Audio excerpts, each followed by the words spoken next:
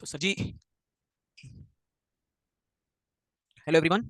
सो आज हम क्वाड्रिलेटरल का पार्ट कवर करेंगे।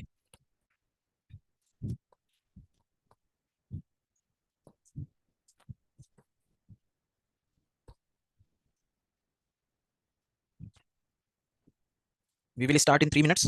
आई होप लंच कराए हो आप लोग। ठीक है, आई होप आप लोग लंच कराए हो और उसके बाद क्लास में बैठे हो। सर जी, लास्ट क्लास तक का सब कुछ कर लिया बेटा कवर? अभी आई हो क्लास अटेंड करने, है ना जी? लास्ट क्लास तक सब कुछ कवर कर चुके हो जी। कितने आवर की क्लास है? जितने आवर आप अटेंड करोगे बेटा बस उतने की। अरिथमेटिक की कोई मैराथन नहीं है, उसके लाइव होने में कोई मैराथन नहीं। सर आज थोड़ा मोटिवेशन हो जाए। सो क्वाड्रिलेटरल पे हम लोग बात करेंगे सर जी, ठीक है? कितने आवर की? जितना मैंने सोचा है जब उतना कवर हो जाएगा तो उतने आवर की, 5 आवर, 6 आवर, 7 आवर, 8 आवर जो भी होना है, जब जितना सोचा हुआ है वो कवर हो जाएगा तो we are done with our class. हाँ जी, तो समझिए पहली चीज क्वाड्रिलेटरल में 2 मिनट रुक जाते हैं, कुछ महानुभाव अभी आए नहीं होंगे।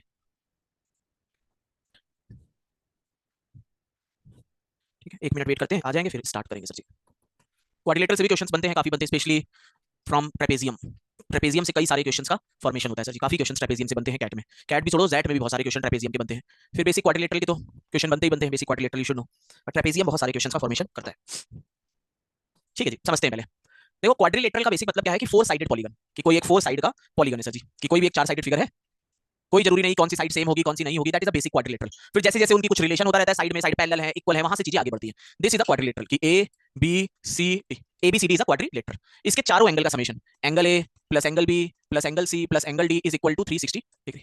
जैसे ट्रायंगल के 3 एंगल का समेशन 180 डिग्री होता है, वैसे ही इनके चारों एंगल का समेशन जो होता है सर जी वो 360 ऑब्वियस आल्सो, क्योंकि क्वाड्रिलेटरल से आप 2 ट्रायंगल निकाल सकते हो सर जी। आप ये ट्रायंगल के तीनों एंगल का समेशन 180, ये ट्रायंगल के तीनों एंगल का summation 180, 180, 180, 360, that should be your answer. किसी भी क्वाड्रिलेटरल में जो तीनों एंगल का चारों एंगल का समेशन होगा 360 होगा। पहली चीज आपको क्वाड्रिलेटरल के बारे में ये पता होनी चाहिए, बेसिक क्वाड्रिलेटरल के बारे में।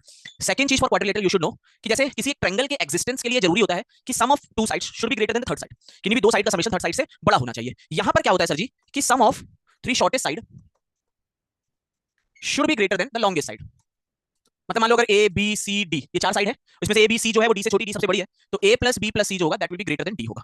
This is a property of quadrilateral. जैसे ट्रायंगल में प्रॉपर्टी होती है कि sum of 2 side should be greater than third side, the same way sum of 3 shortest side should be greater than fourth side. इस ये एक प्रॉपर्टी हमारी होती है, ठीक है? ये क्वाड्रिलेटरल में। थर्ड चीज जो क्वाड्रिलेटरल, बेसिक क्वाड्रिलेटरल के बारे में आपको पता होनी चाहिए सर जी, कि अगर ये क्वाड्रिलेटरल दिया हुआ है, ठीक है, ए बी सी डी। अब जैसे अगर मान लो मैं ये इसका एक डायगोनल है, दोनों डायगोनल ई पर कट करते हैं।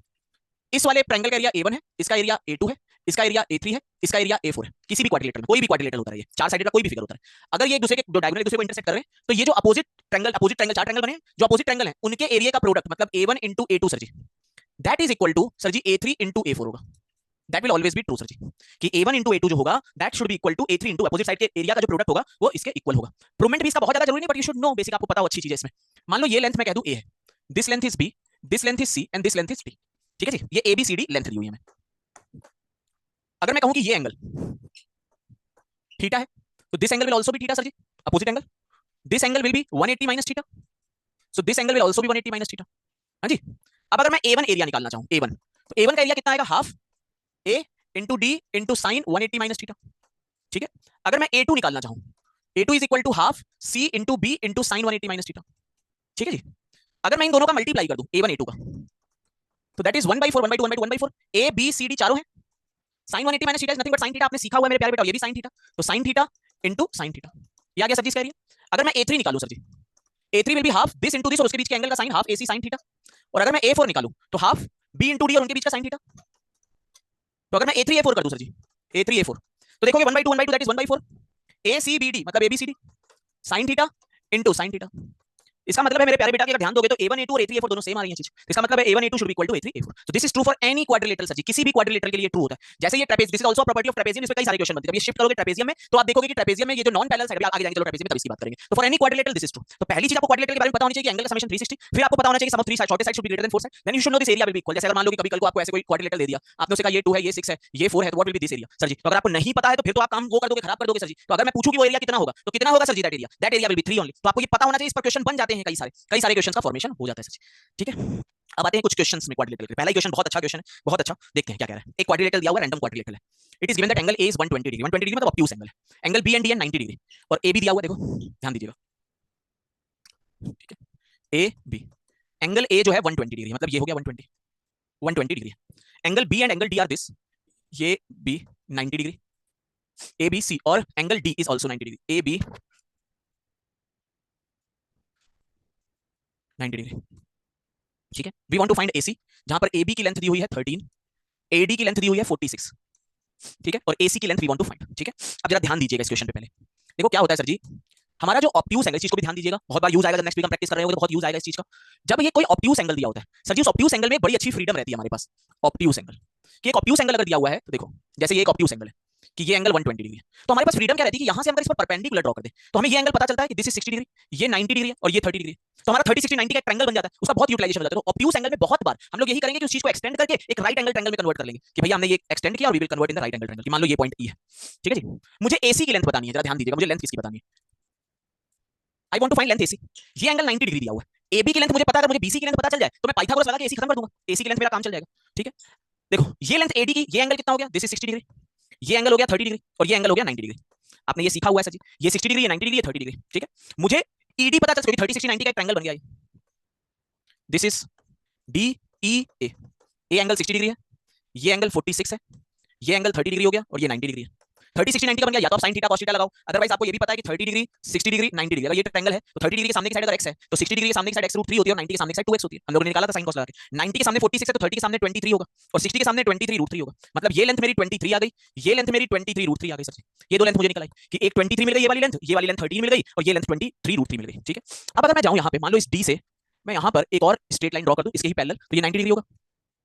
डी से मैंने एक लाइन ड्रॉ करी इसके पैरेलल सर जी, तो ये भी 90 डिग्री, मतलब परपेंडिकुलर ड्रॉ किया कुल मिला के 90 डिग्री, मान लो डीएफ। अब जरा ध्यान दोगे तो डी से एफ तक की डिस्टेंस, अगर डी से एफ तक की डिस्टेंस पे फोकस करोगे तो ई से ए 23 है, ये 13 है, 36 आ गई दिस लेंथ। ठीक है जी, अब जरा ध्यान दोगे तो बी से एफ तक की डिस्टेंस, बी से एफ तक की डिस्टेंस 23 √3 है सर जी, दिस डिस्टेंस इज 23 √3।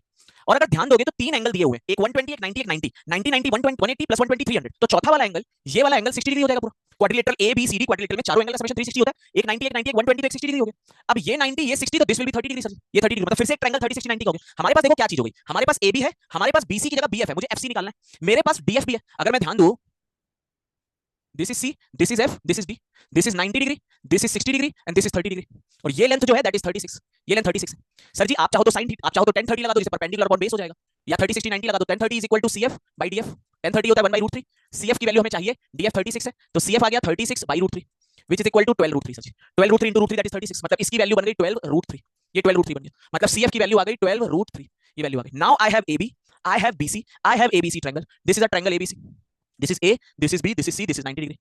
AB की लेंथ है 13, BC की लेंथ है 23 √3 प्लस दिस इज 35 √3, 35 √3 आ गया, और AC we want to find sir जी, AC की लेंथ हमें फाइंड करनी है, तो we can say AC square is equal to AB square plus BC square sir ji, that is AB square 13 square plus 35 √3 का whole square sir जी। अब 35 √3 का whole square, अरे 35 √3 का whole square, 35 into 35 into 3 3675 plus 13 square 169 3844, इसका root ले लो, root of 3844, 3844 का root over of 3844 62, मतलब ये जो AC square is equal to 3844 आया, तो AC की value root over of 3844 which is 62, तो जो AC की लेंथ आ गई वो आ गई 60। This is a tough question, this is not an easy question. CAT में इस लेवल के क्वेश्चन बनने के चांसेस थोड़े से कम होते हैं, जेड में 100% बन सकते हैं कैट में, but you should know the process. अभी मैं और भी मेथड दिखा दूंगा इसके, you should know the process कि भैया यहाँ पे एक 90, यहाँ पे एक ऑब्ट्यूस एंगल ट्रायंगल दिया है, तो मुझे एक 90 बनाना है, मेरे पास ऑप्शन रहता है अच्छा कि मैं 90 बनाऊं, जैसे मैं 90 बनाया तो 30 60 90 बन गया। अब तुम tan 30 sin 30 cos 30 जो लगाने लगा के बाकी क्वेश्चन निकाल सकते हो, और उसके साथ साथ you can apply 30 degree 60 degree 90 की, अगर 30 सामने वाली साइड x होती है तो 60 सामने x √3 और 90 सामने 2x, वो लेंथ निकाल ली। अब ये लेंथ तुम्हें पता चल गई, तुम्हें पूरी चाहिए, यहाँ से इस पर एक परपेंडिकुलर ड्रॉ कर दिया जिससे कि तुम्हें BF पे डिवाइड हो जाए, और FC अब निकालनी है। ये एंगल 60 ये 30 है 90, अगेन 30 60 90, ये लेंथ तुम्हें पता है, this length you know, EF D DCF DC DF की लेंथ पता है, tan 30 लगा के ये लेंथ पता कर दी, ये पूरी लेंथ पता, AB की लेंथ पता, राइट एंगल ट्रायंगल तुम्हारा हो गया, you can find the length of AC, आप AC की लेंथ निकाल सकते हो। मुझे बताओ ये मेथड क्लियर हो गया सर जी, दिस मेथड ओनली। ठीक है, this is not an easy question, मैं फिर से बता दे रहा हूं, this is not an easy question, this is very good question. 1030 1030 क्यों 1030 इसलिए सर जी क्योंकि आपको परपेंडिकुलर अपॉन बेस होता है ना, आपको बेस पता था 10 30 डिग्री एंगल था, आपको परपेंडिकुलर निकालना था तो 10 30 equal to perpendicular upon base, वही लगाया। आपको अगर ये निकालना होता तो आप cos 30 लगा देते, cos 30 by base upon hypo होता है। अगर आपको ये पता होता, ये निकालना होता तो sin 30 लगा देते, वो तो आप क्या क्या चाहिए है उस अकॉर्डिंगली आप सब निकाल सकते हो। हर बार sin theta cos theta sin cos और tan में ही आपको फाइंड करना होता है, तो sin लगाओगे या cos लगाओगे या tan लगाओगे। अब क्या 30 60 90 एंगल होता है तो ये भी 30 60 90 है, ये कल को 30 60 90, मुझे 60 के सामने पता है 36 है, और मुझे पता है ये x होता है तो ये x √3 होता है तो ये 2x होता है। अब ये x √3 की वैल्यू ये है तो 30 के सामने वाली साइड 36 बाई √3 हो जाएगी, और इसकी साइड 2 टाइम्स ऑफ 36 बाई √3 हो जाएगी, 36 बाई √3 मतलब 12 √3 हो जाएगी। तो ऐसे भी कर सकते थे, लेकिन आपको sin theta cos theta tan theta लगाना तो आना ही चाहिए कम से कम ना, क्योंकि वो जो वो x और 2x और x √3 आया वो भी आया तो sin theta cos theta tan theta सही है। तो ये एक मेथड हो गया हमारा। दूसरे मेथड सोचते हैं क्या क्या बन सकते हैं भैया। ए भी है,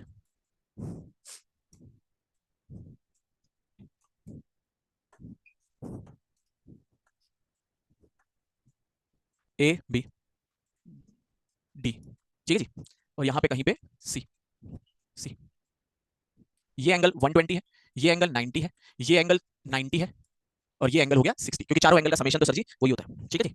और हमें एसी की लेंथ फाइंड करनी, we want to find length AC. अगर मैं ऐसा करूं सर जी, मेथड नंबर 2, अगर मैं ऐसा करूं कि सर जी इसको मैं एक्सटेंड करना स्टार्ट करूं और इसको एक्सटेंड करूं, भाई कट करेंगे ये दोनों, है ना जी। ऐसे आ रहा है 120 डिग्री पे ऐसे, ये सीधा ऐसे, ये मान लो ये ये 60 डिग्री है, 90 डिग्री है, तो this will be 30 degree, 30 degree होगा सर जी। एबी की लेंथ हमारे पास 13 है, ये 90 डिग्री है, तो ये 90 डिग्री तो ऑब्वियसली 60 डिग्री होगा। ठीक है जी, 60 डिग्री होगा। एडी, एडी की लेंथ हमारे सामने कितना है, 46 है, 46 है सर जी। ठीक है जी, ये हमारे सामने लेंथ दी हुई है। अब मेरे पास ये 30 60 90 डिग्री का एंगल ट्रायंगल हो गया, ट्रायंगल ए बी ई। नजर घुमाइए ट्रायंगल ए बी ई पर, 30 डिग्री, 60 डिग्री, 90 डिग्री। 30 के सामने वाली साइड 13 है, तो 90 के सामने उसका डबल 26 होगा, ये 13√3 होगा। मतलब सर जी 90 के सामने ये 26 होगा और 60 के सामने ये लेंथ 13√3 होगी। ठीक है जी, ये हमें पता चलेगा।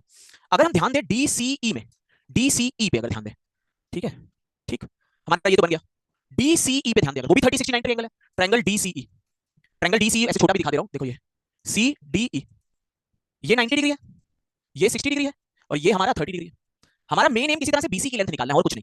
अब देखो 60 के सामने जो है साइड जो लेंथ है डीई की लेंथ जो है दैट इज 46 + 26 4 2 6 72 है 60 के सामने।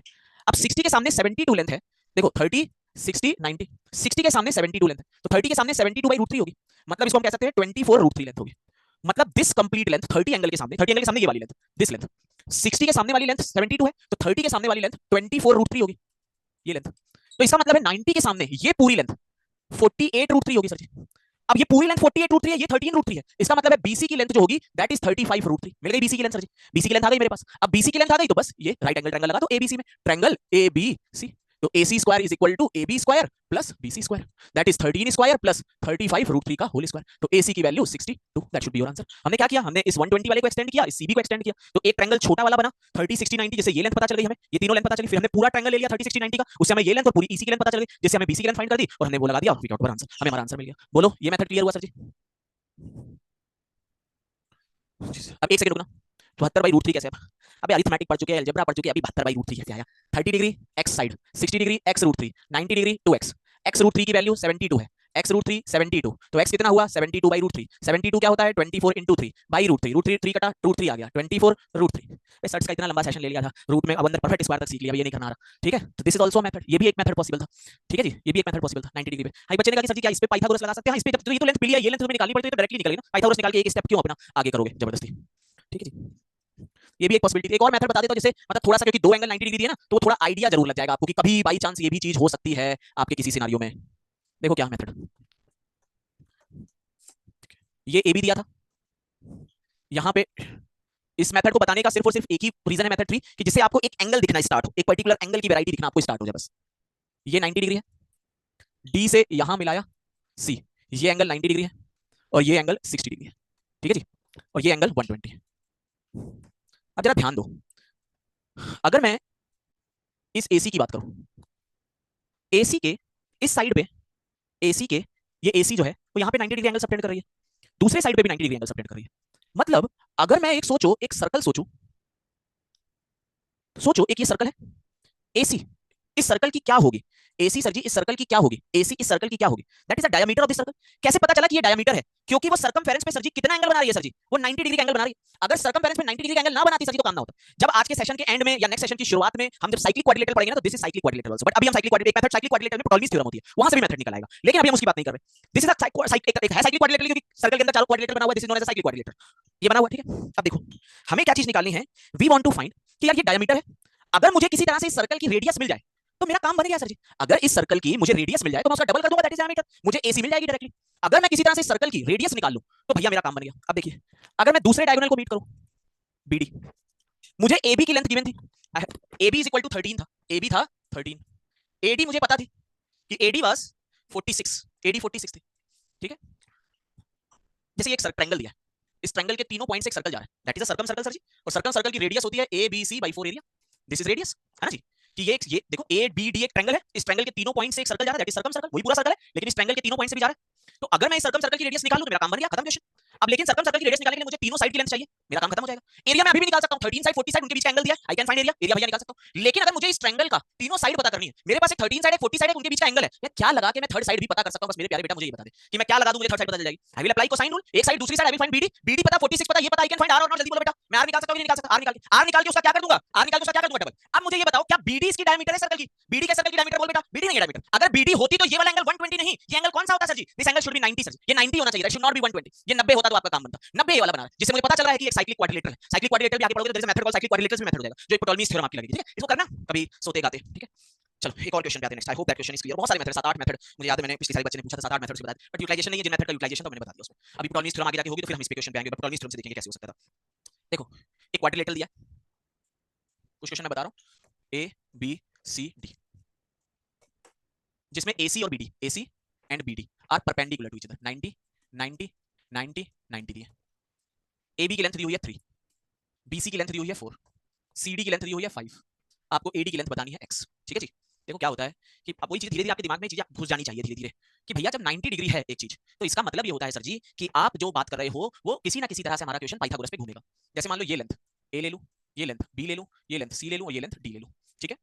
देखो A square plus D square, A square plus D square is 5 square, C square plus D square is 4 square, B square plus C square is 3 square, and we want to find क्या करना है? A square plus B square is equal to X square. Now this is the basic question of algebra actually. मतलब algebra में change हो गया कि A square plus D square दिया है, C square plus D square दिया है, B square plus C square दिया है और आपको A square plus B square find करना है। तो अगर सर जी जरा ध्यान दो, अगर मैं इनको ऐड कर दूं, इन दोनों को, क्योंकि मुझे A square B square चाहिए, मतलब मुझे C square D square eliminate करना है, ठीक है? अगर मैं इन दोनों को ऐड कर दूं तो आई will gate A square plus B square plus C square plus D square is equal to 5 square plus 3 square. अब C square plus D square की जगह 4 स्क्वायर रख दो, तो A square plus B square plus 4 square is equal to 5 square plus 3 square, और A square plus B square कितना है? That is X square, तो X square plus 4 square that is 5 square plus 3 square. Sir जी I will get the value of X। लेकिन सर जी हमें सिर्फ वैल्यू नहीं मिली, यहां से एक चीज हमें और पता चल गई कि अगर कोई भी क्वाड्रिलेटरल है सर जी, कोई भी रैंडम क्वाड्रिलेटरल है A B C D, अगर उसके डायगोनल एक दूसरे को 90 पे इंटरसेक्ट कर रहे हैं, 90 डिग्री पे, अगर मान लो ये X है, ये Y है, ये Z है और ये K है, तो we can say X square plus Y square opposite side के स्क्वायर का समेशन दूसरे अपोजिट साइड के स्क्वायर के समेशन के इक्वल होगा सर जी, फॉर एनी क्वाड्रिलेटरल सर जी। कोई भी क्वाड्रिलेटरल देखोगे तो हमारा एंड प्रोडक्ट क्या आया? X square plus 4 square that is equal to 5 square plus 3 square. तो एक्स स्क्वायर की वैल्यू यहां से that is 25 plus 9 34 minus 16 which is 18, तो x is equal to root 18, that is your answer. ये आपका length of AD आ गई। तो कोई भी आपको याद भी थोड़ा रखना इंपॉर्टेंट है ये चीज के यूज पे क्वेश्चन बन सकते हैं आपको कि कोई क्वाड्रिलेटरल देगा और 90 पे, अगर 90 पे इंटरसेक्ट नहीं करे तो खत्म है, कोई मतलब ही नहीं है उस क्वेश्चन का। 90 पे इंटरसेक्ट करेंगे तब है कि भैया यहां पे पाइथागोरस लगा, यहां पे पाइथागोरस लगा, यहां पे पाइथागोरस लगा और c और d स्क्वायर हमें a square plus b square चाहिए, c square plus d square को एलिमिनेट करना है, तो भैया c square plus d square दोनों को ऐड करने पे आ जाएगा, उसकी जगह c square plus d square की वैल्यू रख देंगे। अदरवाइज डायरेक्ट भी आपको पता होना चाहिए कि xy z एक क्वाड्रिलेटरल है, दो डायगोनल 90 पे इंटरसेक्ट कर रहे हैं सर जी, तो अपोजिट साइड के स्क्वायर का समेशन, अपोजिट साइड के स्क्वायर का summation that should be same sir जी, वो सेम होता है, ठीक है? चलो एक ट्राई मारिए सर जी इस क्वेश्चन पे, जरा ट्राई मारिए।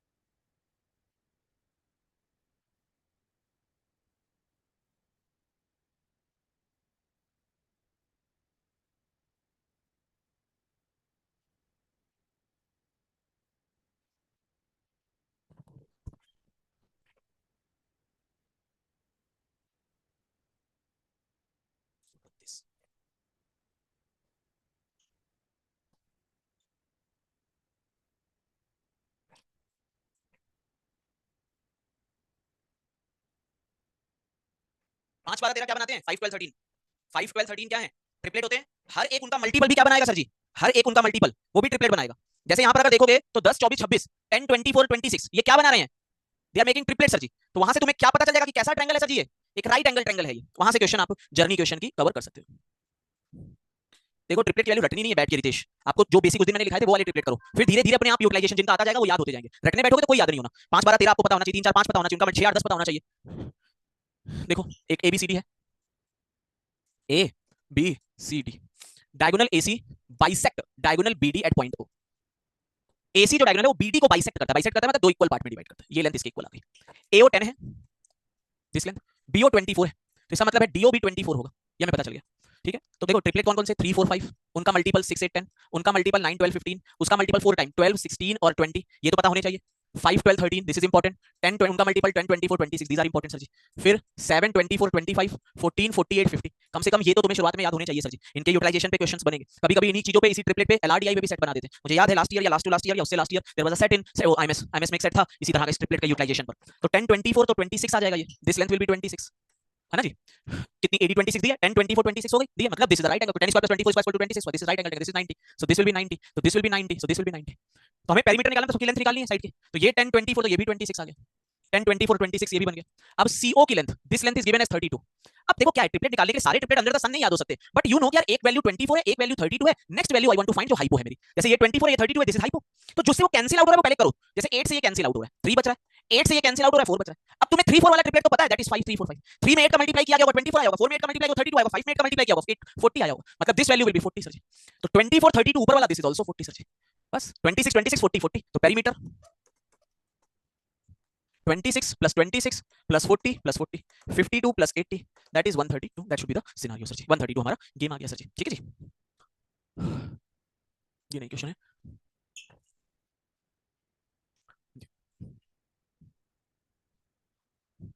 पहले ये क्वेश्चन समझो, इस पे ट्रेपेजियम एंड ऑल अभी छोड़ के पहले इस क्वेश्चन को समझेंगे। देखो क्या कह रहा है, पहले इस क्वेश्चन को समझेंगे, then we will move to trapezium part.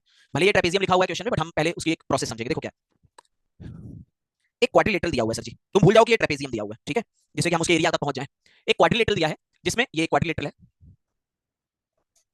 B C D ए, जिसमें ए डी 15 दी है, ए बी जिसमें 50 दी है, बी सी जिसमें 20 दी है, और एल्टीट्यूड जिसमें 12 दिया है। ठीक, अगर ये सोचो कि एक ट्रायंगल है तो वहां से एक एल्टीट्यूड आ गया। ठीक, ये 12 दिया हुआ है। अब आप अंडरस्टैंड, और ये एडी कोई स्ट्रेट लाइन नहीं दी हुई है, जब तक वो 90 नहीं बोलेगा तो ये नहीं कि 90 ले लिए, 12 दिया, और this is given as 15 sir जी। ये हमें 80, ये 15 दिया हुआ है, ठीक है, दिस इज गिवन एज 15। अब मुझे इसका एरिया निकालना है, I want to find area of this. ठीक है, कोई भी फिगर जिसपे ये ट्रेपेजियम का बेसिक मतलब क्या है पूरा सीखोगे, बट बेसिक मतलब क्या होता है कि अपोजिट साइड पैरेलल है इसकी, ये नॉन पैरेलल साइड है और अपोजिट साइड, उस दिन भी हमने सीखा था ट्रेपेजियम, हमने सिमिलरिटी में भी हमने यूज कराया है कि अपोजिट साइड पैरेलल होती है, मतलब this side is parallel to this side. ठीक है, अब मुझे इसे फिगर बना हुआ इसका एरिया फाइंड करना है। सबसे पहली चीज, जब भी हमारे पास एक क्वाड्रिलेटरल ऐसा दिया हो, कोई भी ट्रेपेजियम हो या कोई भी हो, जिसकी दो लाइनें अपोजिट पैरेलल है सर जी, तो हमारे पास एक बड़ी अच्छी फ्रीडम रहती है सर जी कि हम यहां से, देखो ये एक नॉन पैरेलल साइड, हम यहां से इस पर परपेंडिकुलर ड्रॉ कर सकते हैं, यहां से इस पर परपेंडिकुलर ड्रॉ कर सकते हैं।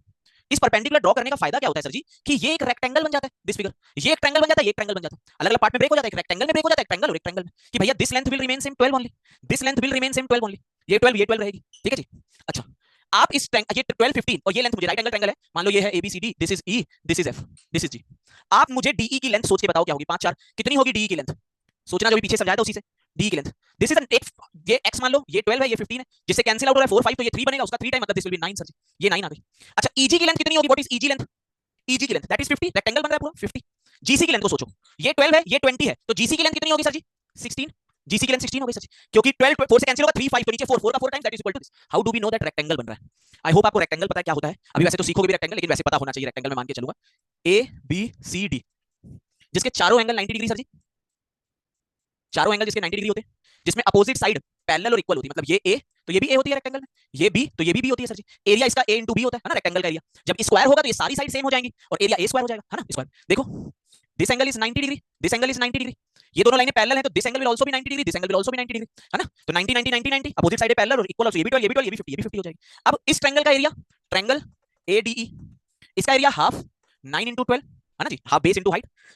रेक्टेंगल ABGE का area 50 into 12, length into breadth 50 into 12, area of BGC half 16 into 12, इसका एरिया आ गया 54, इसका एरिया आ गया 600, इसका एरिया आ गया 96, 9 6 15 1 16 160, तो दैट विल बी 7, 600 प्लस 9 5 14 15 से 750, that is the total area. ये टोटल एरिया था क्या सर जी, इसका कुछ कुछ छोटा मेथड भी है rather than find, yes this is the trapezium, trapezium का एरिया निकालने का छोटा मेथड भी है डायरेक्ट, लेकिन वो ट्रेपेजियम का जो एरिया निकला होता है, जो भी ट्रेपेजियम का एरिया का फॉर्मूला सीखोगे वो भी यहीं से आया होता है कि आप एक पार्ट का एरिया निकालोगे, दूसरे पार्ट का एरिया निकालोगे, और इसका एरिया इसका एरिया इसका एरिया, तीनों का एरिया ऐड करोगे, that will give you your quadrilateral का एरिया या ट्रेपेजियम का एरिया मिलेगा। लेकिन कर क्या रहे हैं, वो प्रोसेस इंपॉर्टेंट है कि हम दो परपेंडिकुलर ड्रॉ कर रहे हैं यहां से, और दो परपेंडिकुलर ड्रॉ करके एक राइट एंगल ट्रायंगल बनता है, वहां से हम अपने ट्रेपेजियम का एरिया निकालते हैं। यहीं से हम आते हैं अपने ट्रेपेजियम के पार्ट पे, जिससे मेरा समझाना काफी इजी हो जाएगा तुम्हें ट्रेपेजियम को, कि ट्रेपेजियम क्या होता है sir ji. ABCD opposite side sir ji इनकी पैरेलल होती है ट्रेपेजियम में, opposite sides are parallel, these are non parallel side, obviously you can see, चलो ये लेंथ A है, ये B है, ये C है, ये D है। जब ये C और D इक्वल हो जाते हैं, if C equal to D, then this is known as isosceles trapezium. इसको कहा जाता है कि ये आइसोसेलेस ट्रेपेजियम बन गया है सर जी। जब किसी ट्रेपेजियम में अपोजिट साइड तो पैरेलल होंगी हमेशा, नॉन पैरेलल साइड अगर इक्वल हो जाती है सर जी, तो उनको कहा जाता है कि this is isosceles trapezium, otherwise normal trapezium होता है, नॉर्मल ट्रेपेजियम बनता है, ठीक है। अब एरिया ऑफ ट्रेपेजियम किस तरह से निकाला जाता है उस चीज को हम बात करते हैं, how to find area of trapezium. Area of trapezium क्या होता है, पहली चीज area of trapezium that is equal to half sum of parallel side into height of trapezium. Height का मतलब एक पैरेलल साइड से दूसरे पैरेलल साइड के बीच की distance, this is height of trapezium, height of trapezium, so that is half sum of parallel side मतलब a plus b into height of trapezium, this is known as a trapezium. ये हम कहते हैं trapezium का area है sir जी। ये कैसे आया होता है, सेम वे से सर जी, कि आप इधर से इसको ड्रॉ करोगे, ये h हाइट, यहां से ये ड्रॉ करोगे, ये h हाइट, ठीक है। मान लो ये चीज, this portion is x, this portion is y and this portion is b minus x minus y। क्या किया हमने सर जी, इसको थोड़ा सा बड़ा बना रहा हूं, ठीक है, इसके इंप्रूवमेंट के लिए। देखना हमने क्या किया, a b c d, यहां से ये लेंथ है a, ये लेंथ है पूरी b, ठीक है। हमें इसका एरिया निकालना है। हमने क्या किया सर जी, यहां से इस पर एक परपेंडिकुलर ड्रॉ किया, यहां से इस पर एक परपेंडिकुलर ड्रॉ किया, ठीक है।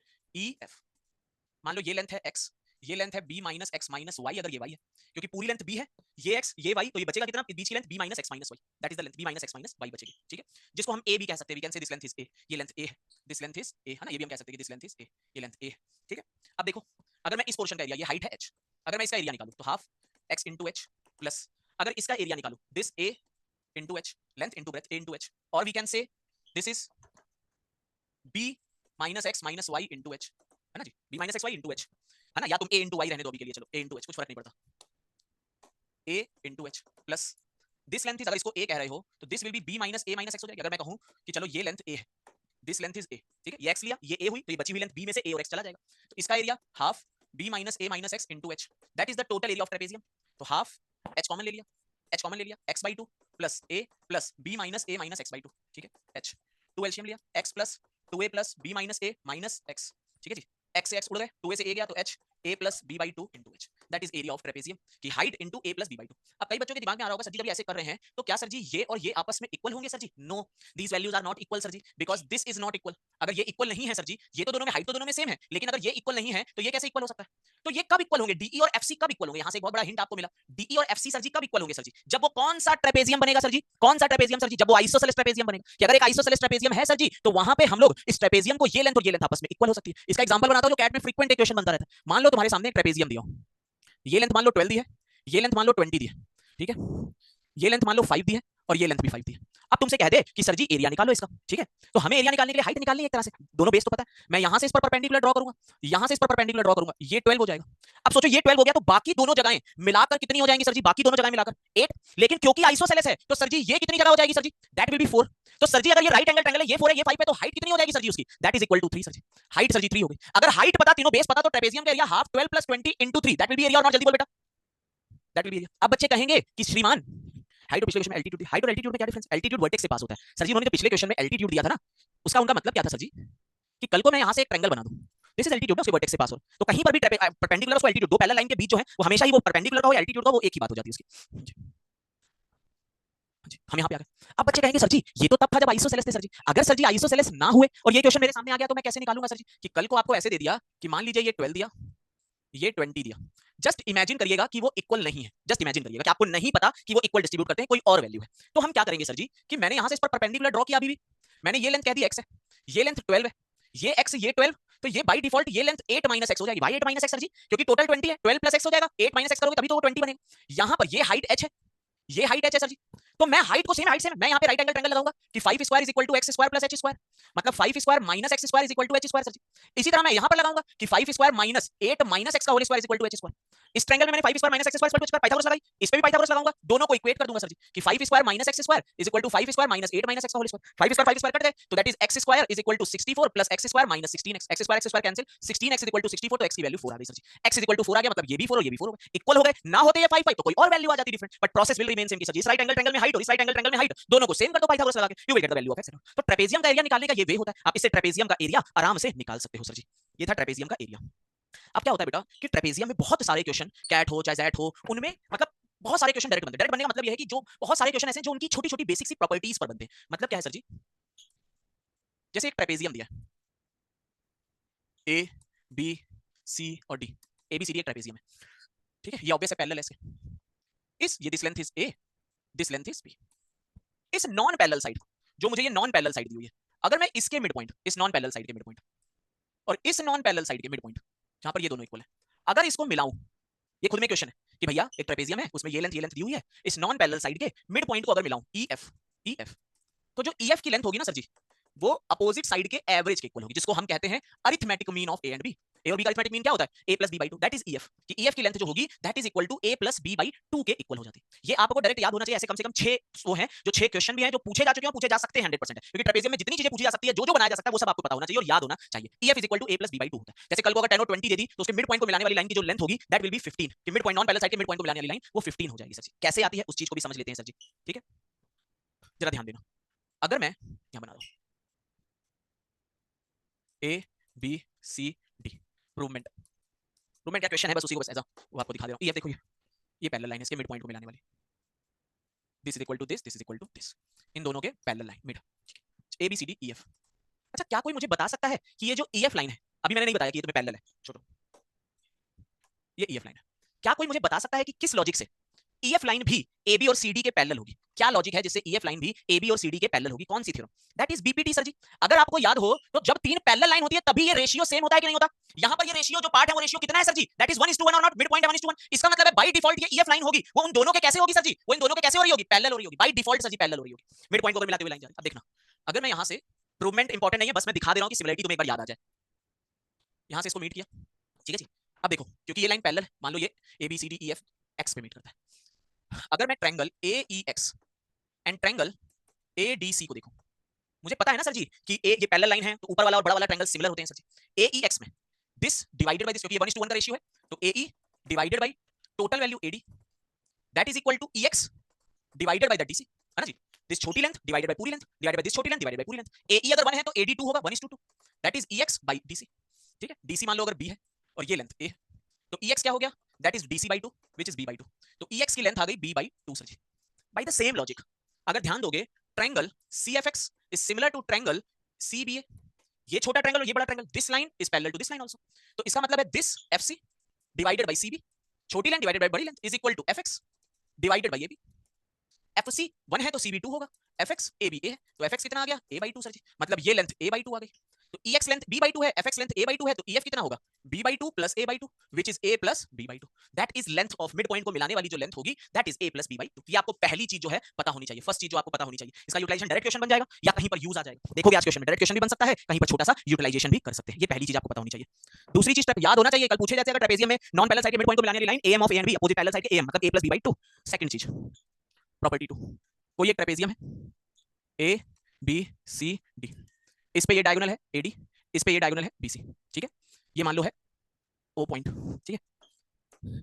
इस डायगोनल के मिड पॉइंट, डायगोनल का मिड पॉइंट मान लो ये और यहां पर ये, ठीक है।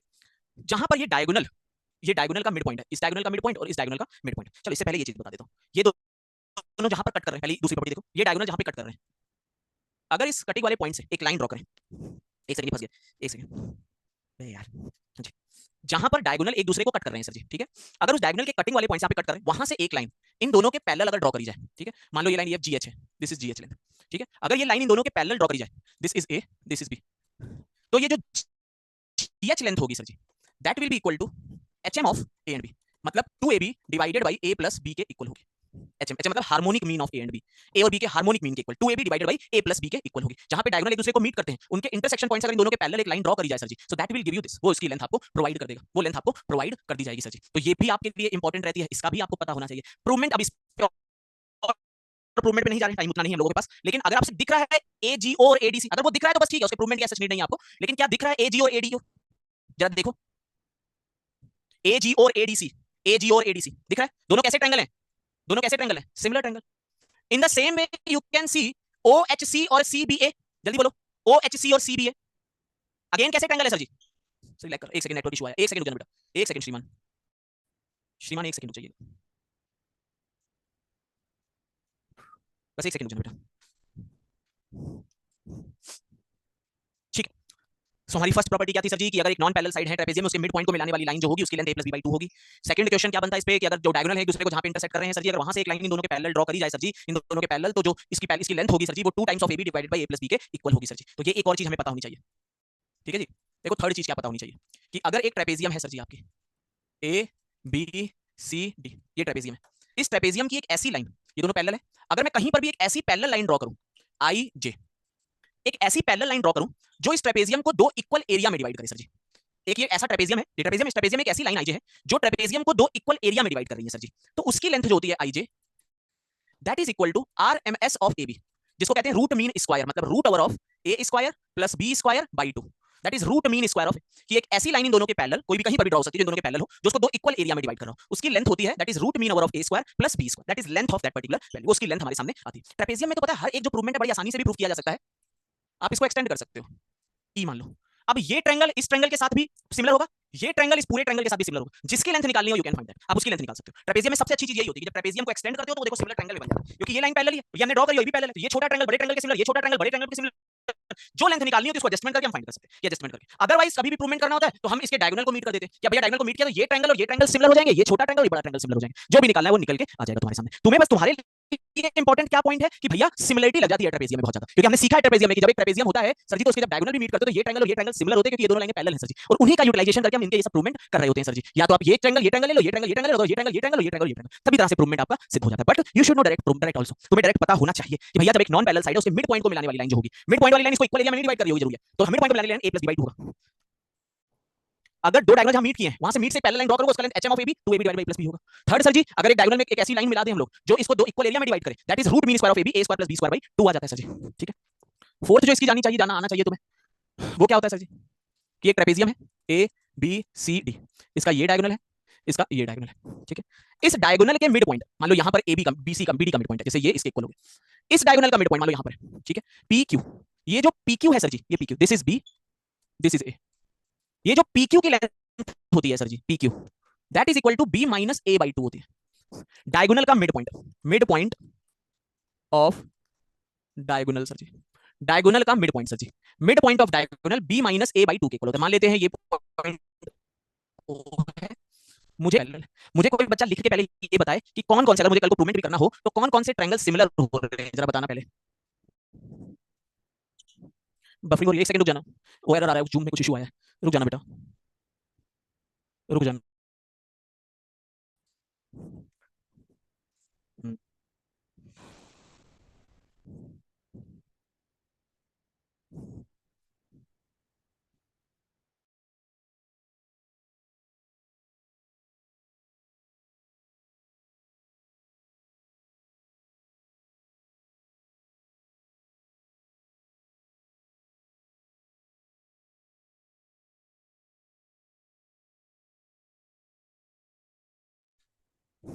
वेट करना बेटा चेक कर रहा हूँ।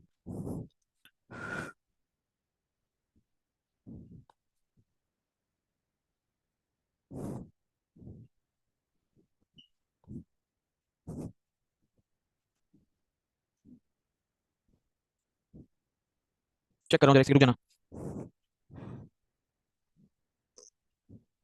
नेटवर्क इशू आया है कुछ लग रहा है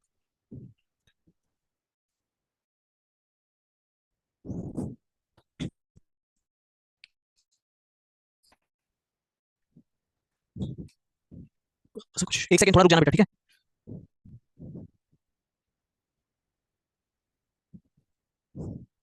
नहीं अभी कुछ इशू आ रहा है